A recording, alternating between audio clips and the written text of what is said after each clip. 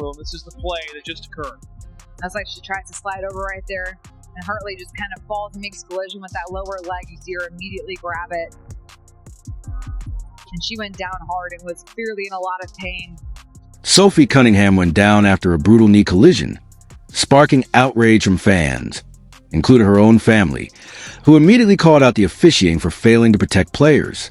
To many, this was just the latest chapter in a troubling pattern. The dangerous groin hit that sidelined Caitlin Clark, the infamous eye poke from J.C. Sheldon, and the reckless foul by Marina Mabrey.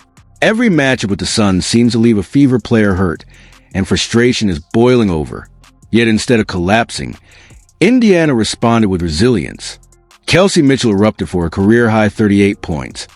Odyssey Sims stepped up off a hardship contract, and Lexie Hull buried a clutch three-pointer as the Fever pulled off a stunning 99-93 overtime comeback that no one saw coming.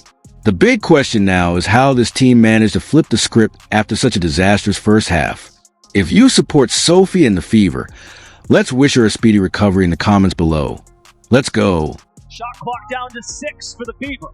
Turner, up big. Turner kicks it. Hull three-pointer. Bottom. Indiana. 7 on the shot clock. 25 seconds in regulation. I gotta get to the rim. Charles has to hoist and connects. Wow. The Indiana Fever prove their resiliency. For Indiana, the problems began well before the opening tip. The Fever entered this matchup without all three of their true point guards. Caitlin Clark, still sidelined with a groin injury she suffered in mid-July. Sydney Carlson, out with a torn ACL, and Ari McDonald, recovering from a broken foot that left the roster without a natural floor general, forcing coach Stephanie White to completely rethink the team's offensive approach. Instead of fine-tuning sets for the postseason like most squads at this stage of the year, Indiana was forced to strip down the playbook and lean on simplified actions that wouldn't overwhelm players being asked to handle the ball outside of their usual roles. After Phoenix, it was a quick turnaround to figure out how we're going to play without Ari and Sid, and now we got to figure out how we're going to play without Sophie. And we've got to figure out who can play in certain roles. What are our substitution patterns going to be? What kind of wrinkles can we throw out there? It doesn't get easier. I think we come back and have Minnesota twice, right? So it's really good mentally, physically, and emotionally for us. And then it gives us practice time, which we're going to need. The challenge only intensified once the game got underway. Midway through the second quarter, Sophie Cunningham went down hard after a collision under the rim and lasted just 10 minutes before leaving the floor for good. Her shooting and toughness had been crucial to Stephanie White's patchwork rotation, and losing her meant the Fever were not only short on bodies, but also on spacing, a vital element of their offense. Suddenly, players who weren't prepared for heavy minutes were thrust into expanded roles, while White and her staff were left juggling energy, matchups, and sheer survival. By halftime, the rotations were dangerously thin, and the Fever were forced to plug holes wherever they appeared. We got Sophie Cunningham writhing around in pain, definitely hurt, and Sophie's one tough cookie. If Sophie's kicking and screaming like this, no Will Farrell. She's in pain. We even have Connecticut Sun players. Look at that. Connecticut Sun players, Connecticut Sun training staff coming up to her as the Fever starts making their way down. On paper, everything pointed toward a loss. Instead of collapsing, the team channeled the disarray, treating it as an opening to showcase grit. It was survival mode, but it was also a statement that reduced numbers didn't mean reduced resistance. What nobody in the arena realized at that point was that the hardest moment of the night hadn't yet arrived. It came next when Cunningham's brutal collision not only changed Indiana's lineup, but reignited the fire around how the game was being officiated. Every day, that's what we say together. And it's just more than words for us. I think when you see things happening, there's no other way. If you spread apart, the season goes down quicker than anything else. And we talked about with the injuries, people are probably expecting us to just fold, just like you said, and that's not us. We come in the locker room and we're motivated. We continue to be motivated every single time we step on that floor. At halftime, we're motivated, chip away, and that's our mindset. And just continue to uplift people. When one person goes down, we sing all the time, the next woman stands up. And that's really just been our motto and been what we've had to do a lot this season. And that's what we're just going to continue to do. The defining moment came midway through the second quarter in one of the scariest scenes of the season. On a drive to the rim, Bria Hartley lost her balance and fell directly into Sophie Cunningham's right knee. The collision silenced the arena instantly. Cunningham clutched her knee in pain, screaming as she collapsed to the floor. Unable to put weight on her leg, she was helped off by trainers, with the Fever later announcing she would undergo an MRI to assess the damage. To make matters worse, no foul was called on the play, sparking immediate outrage both inside the arena and across social media. How does she magically lower her shoulder into Sophie Cunningham's leg? Can somebody please explain that to me? Can somebody please explain those physics? Again, don't want to hear it, because this is a dirty play. Fans reacted immediately.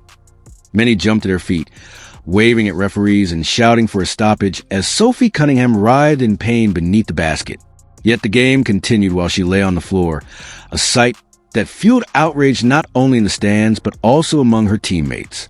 Their starter had to be carried off, and still there was no whistle, no signal from the officials.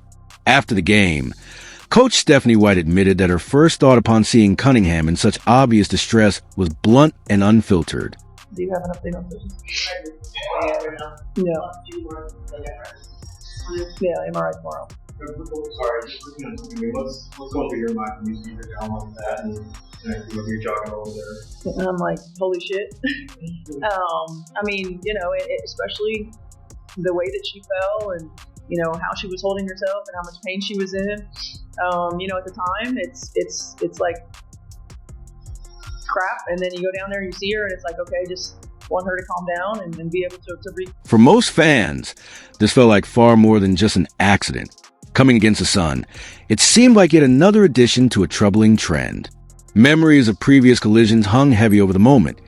J.C. Sheldon's eye poke on Caitlin Clark back in June, Marina Mabrey's hard foul that flattened Clark, and Sheldon's knee to Clark's groin on July 15th, the injury that has sidelined her for over a month.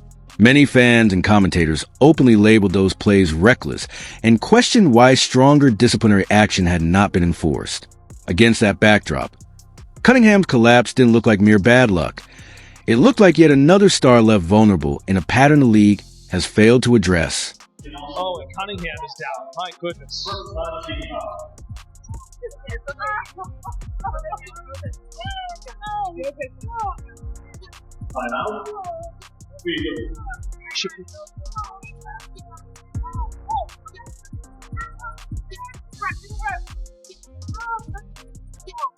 Scary moment as we went to commercial. Sophie Cunningham hit the floor hard, and she is being helped off the floor, heading back to the locker room. If emotions were already running high, they boiled over once Cunningham's family spoke out.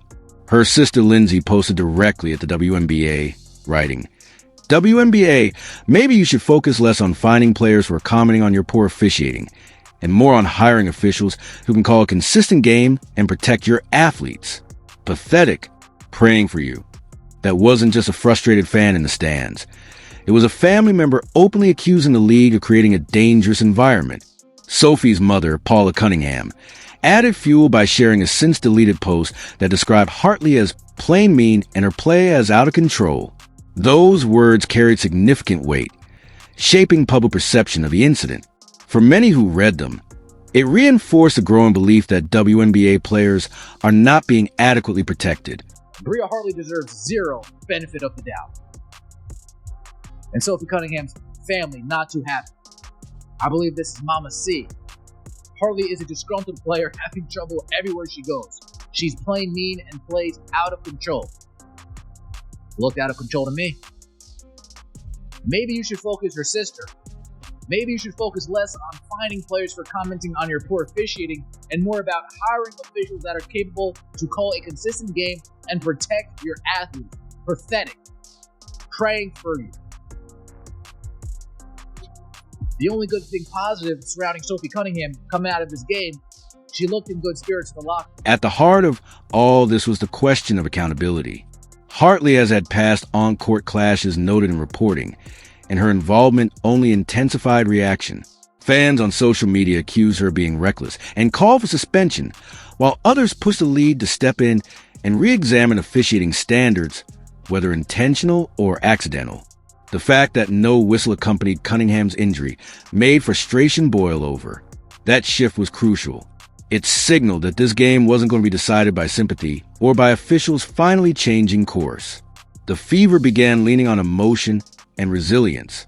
As the closing stretch loomed, and soon enough, all that intensity funneled through one player whose sudden takeover would rewrite not only this game, but Indiana's entire trajectory moving forward. I'm so proud of you. I'm proud of you. I'm so proud of you guys. I know that sometimes it sounds like just a word when we talk about being resilient, but it's not, man. It's how we live. It's how y'all live, and it's a tribute to you. It's a tribute to your connectedness, your togetherness, your toughness, your mindset. You never give up gritty attitudes. Like, that's what it takes. That's what it takes. Kelsey Mitchell answered the chaos with one of the most explosive scoring stretches the Fever have ever seen. She looked quiet before halftime with only 4 points. But after the break, her entire approach shifted. She demanded the ball, attacked every matchup, and by the end of the night had dropped 38 points, tying her career high and marking the highest single-game scoring performance in the league this season.